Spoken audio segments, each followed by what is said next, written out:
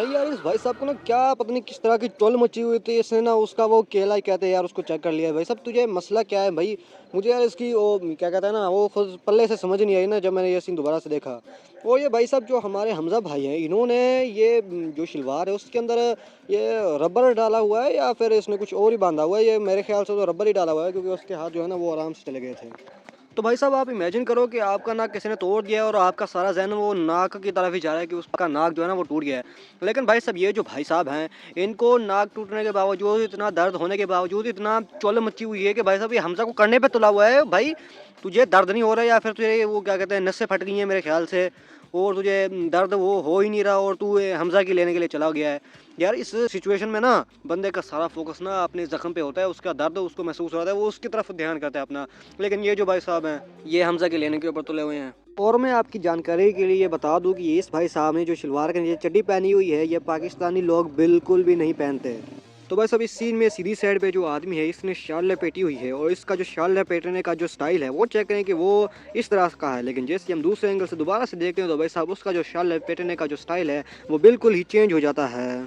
तो भाई साहब इस सीन में आप देख सकते हैं कि जो शाल वाला बंदा है इसने अभी शाल उतारी ही है, लेकिन दूसरे एंगल से देखने पे ये भाई साहब अपनी AK-47 से फायरिंग शुरू कर देता है। हालांकि पहले सीन में उसने अभी शाल ही नहीं उतारी थी, पूरी की पूरी नीचे गिरी ही नहीं थी, लेकिन दूसरे सीन में वो भाई साहब फायरिंग कर रहा है। तो बस अभी सीन में आप देख सकते हैं कि रहमान का जो बेटा है वो हमजा के नीचे है, यानी कि वो बिल्कुल सेफ है। लेकिन जैसे हम दोबारा से देखते हैं तो भाई साहब उसको सीने में गोलियां लगी हुई होती हैं। भाई साहब उसकी पोजीशन ऐसी होती ही नहीं है कि उसको सामने से आके या फिर सीने से आके कोई बंदा मारे। तो भाई साहब इसको ये गोलियां लगी तो लगी कैसे? तो बस अब इस सीन में हमजा ने अपनी जैकेट उतारी है और ये रहमान के जो भाई है उसके ऊपर इसने रख दी है। और ये भाई साहब आप देख सकते हैं कि ये जो शर्ट है हमजा की, वो बिल्कुल नीट एंड क्लीन यानी कि वाइट है, उसके ऊपर कोई भी दाग नहीं है। लेकिन जैसे हम दोबारा से देखें तो भाई साहब उसके ऊपर ना ये खून के हाथ छपे हुए होते हैं, यानी कि उस वक्त तक भी यानी कि रहमान का जो बेटा था वो जिंदा था। और बस यही कुछ है। इमेजिन करो अगर किसी माँ का बेटा मर जाए तो भाई साहब वो क्या करेंगी? वो रोएंगी, गिड़गिड़ाएंगी, यानी कि सांस लेने तक का नाम नहीं होगा। तो भाई साहब ये जो हमारी मोहतरमा है ये पूरे स्वैग से यानी कि अस्पताल में इंटर होती हैं, बाद में अपने पति को एक चुमाटा लगाती हैं, उसके बाद रोना शुरू हो करती हैं। ये भाई साहब इसको शुरू से ही रोते हुए आना चाहिए था। ये पूरे स्वैग में इंटर होते फिर माते फिर जाकर रोती, ये कहाँ का सेंस बना भाई? इसको शुरू से ही रोते हुए आना चाहिए था जब इसको खबर मिली कि इसका बेटा मर गया है। लेकिन इस सीन में तो ये हुआ ही नहीं है।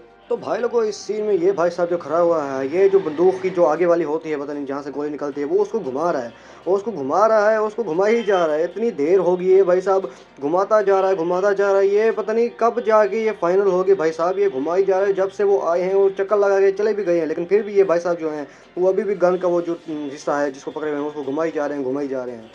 तो भाई लोगों इस सीन में जब ये लोग न्यूज़ देख रहे होते हैं तो भाई साहब आप लोगों की जानकारी के लिए मैं फिर से बता दूं कि उर्दू को यानी कि सीधी साइड से उल्टी साइड की तरफ लिखा जाता है। तो ये जो हेडिंग नीचे चल रही है इसको उल्टी साइड से सीधी साइड की तरफ जाना चाहिए था। और अब जैसे कि आप देख सकते हैं यहाँ में लिखा हुआ है इलाके में कशीदगी मगर किसी गैंग वार के। और जो उसके आगे वाला पार्ट था वो ये सारा पीछे हुई जा रहा है। आप देख सकते हैं कि वो पीछे हुई जा रहा है और पढ़ने में कुछ आ ही नहीं रहा भाई साहब। इनके यानी कि जो डायरेक्टर साहब थे ना आदित्य अथर साहब, थोड़ा सा गौर फरमाएं। पाकिस्तान की जो उर्दू ज़बान है ना उसको आपकी जो क्या कहते हैं हिंदी वाली जो ज़बान है उसको बिल्कुल उल्टा लिखा जाता है।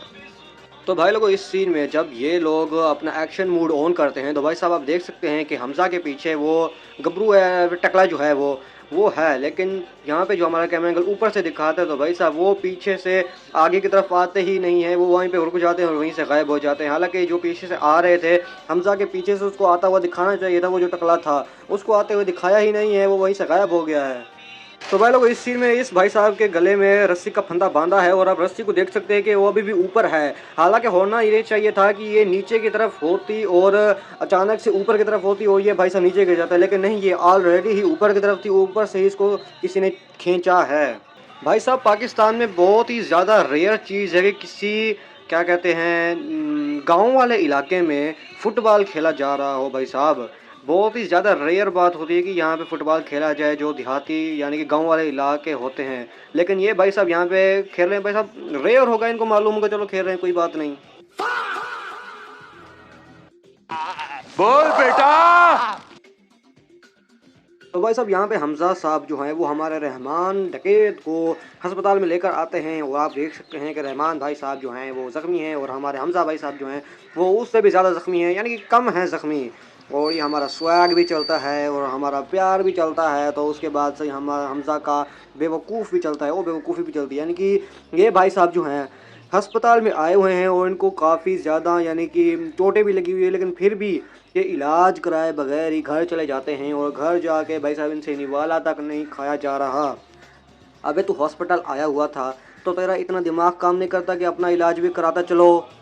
क्यों नहीं किया तुमने अपना इलाज? भाई साहब ये बहुत बड़ी मिस्टेक है, तो भाई साहब इसके ऊपर तो बहुत बड़ी मिस्टेक है ना, समझा करो बात को।